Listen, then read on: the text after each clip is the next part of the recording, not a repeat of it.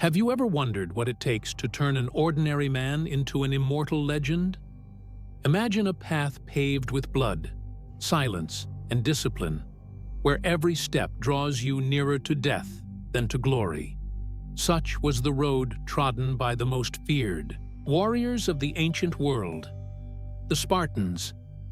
In this video, we shall explore the dark yet fascinating ritual that forged Sparta's hoplites, a journey beginning in childhood that reshaped bodies, minds, and souls with brutal intensity. But would you survive this path? Discover the hidden details of the Agoge, the Spartan training system that produced some of history's finest fighters. Understand why, centuries later, their names still echo like thunder across the fields of war and honor. The dawn of a Spartan warrior did not begin in adolescence, nor even in childhood, but in the cradle, or more precisely, before the Council of Elders. In Sparta, birth did not guarantee life. Each newborn faced a public inspection in which the elders assessed health and physical constitution. Any sign of weakness, infirmity, or frailty was punished by abandonment on Mount Taygetus, where nature decided the infant's fate. This harsh beginning was no exception, but an accepted rule. Sparta was not a city for the many. It was a forge, and forges do not tolerate impure metal. Those who survived this first test were still far from being called warriors. Until the age of 7, children lived with their mothers, though not sheltered by affection. From their earliest steps, they learned to endure cold, hunger, and pain. Tears were rebuked. Silence was revered. The schooling of the soul began in silence, and fear had to be mastered before it could even be named. At 7, childhood ended by decree. Boys were taken from home and given to the state. They entered the Agoge, the most feared and admired training system conceived in antiquity. The word means guidance, and that is precisely what occurred. Children were pushed to the limits of physical and emotional endurance for an ideal that outlived centuries, the perfection of the warrior. Grouped into companies, they lived. Collectively, for the group outweighed the individual.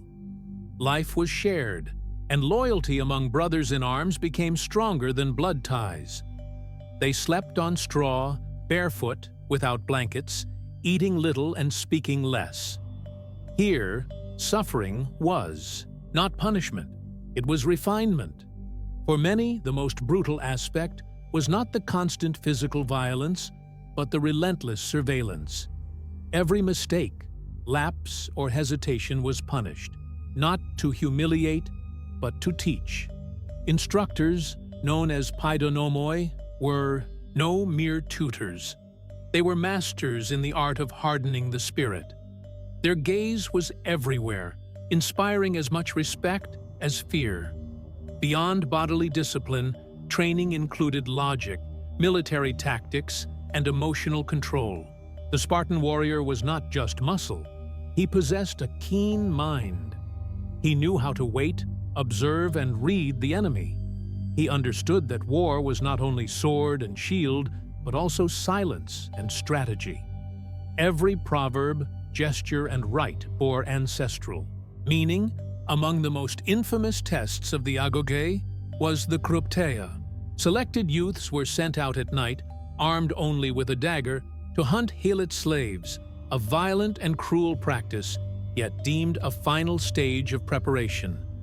It was the moment when death ceased to be a threat and became an instrument.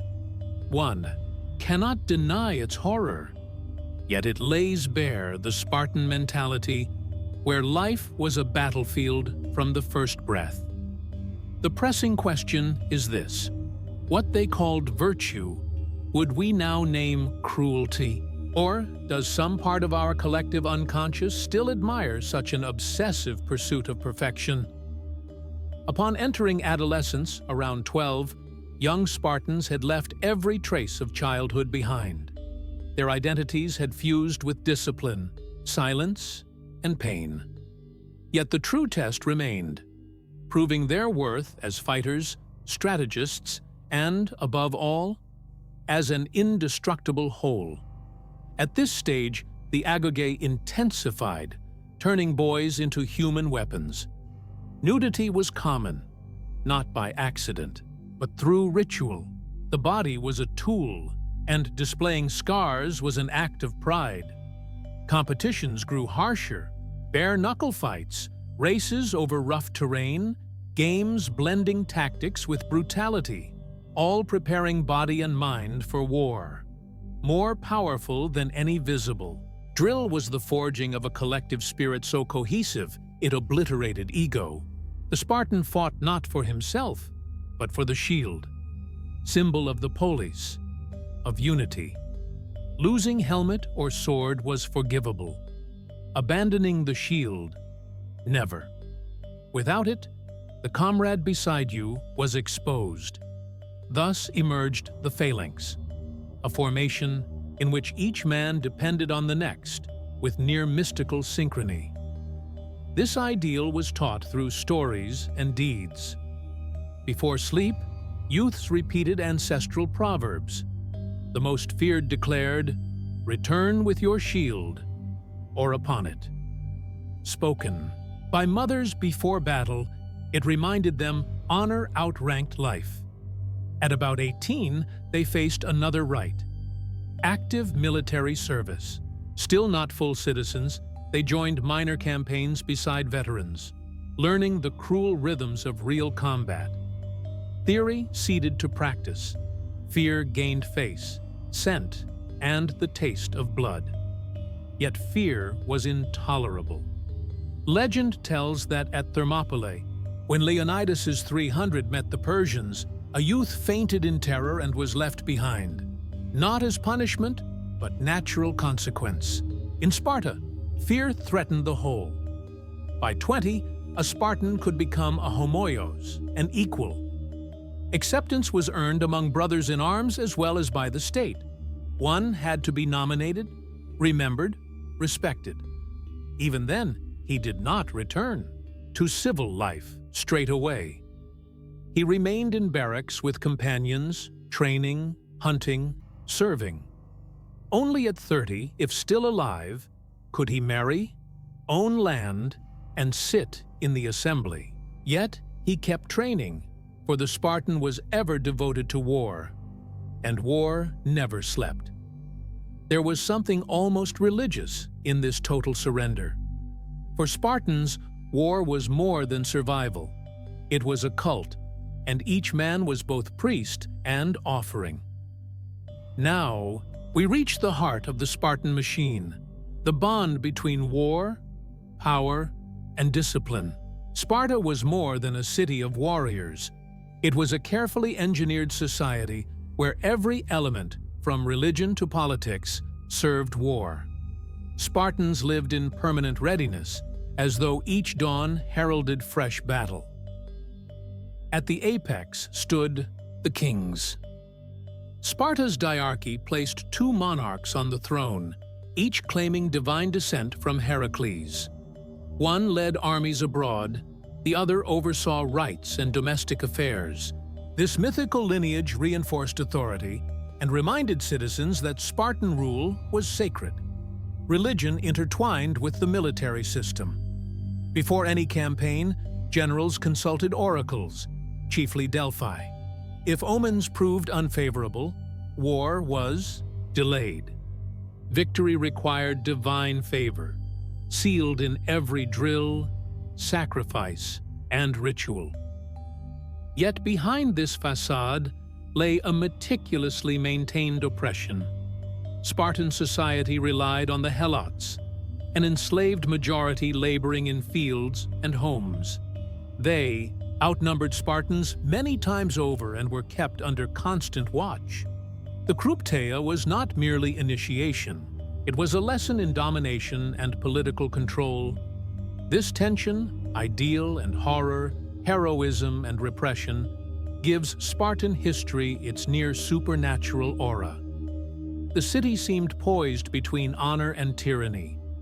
virtue, and extreme sacrifice.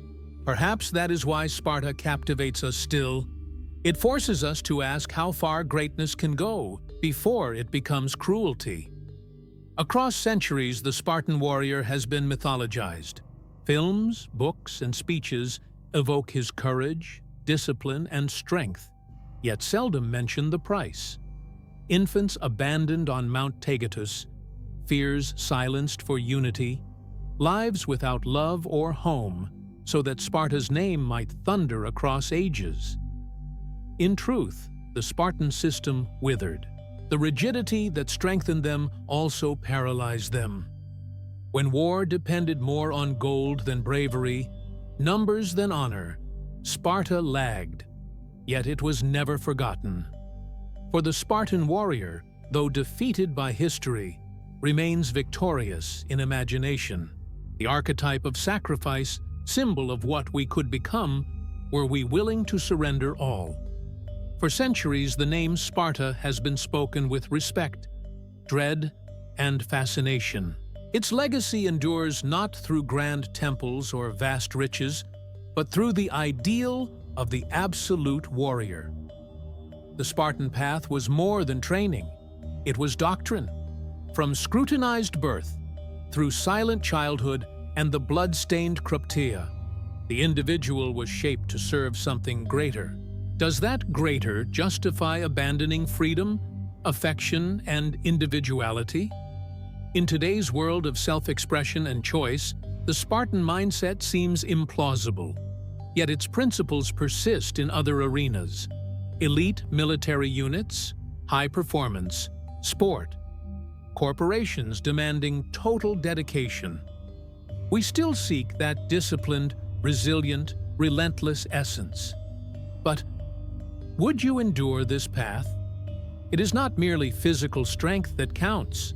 The soul must withstand silence, pain, and self-sacrifice. The true tests. Now we want to hear from you. What impressed you most in this journey through Sparta's cold halls and sharp spears? Share your thoughts in the comments.